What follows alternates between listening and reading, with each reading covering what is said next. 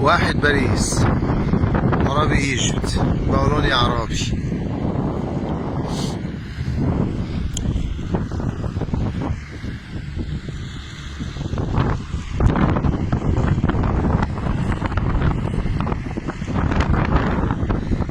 الشغل على قدم وساق زي ما بيقولوا، وجيراننا منورينا. عربية جاري حاج محمد الشافعي، رجالة المفيد.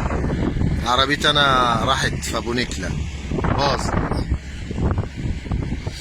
فيعني الراجل بيساعدني، دخلني وخرجني. وادي الشغل، كلنا هنا لازم كده نساعد بعض. وادي المية اللي جايبانا.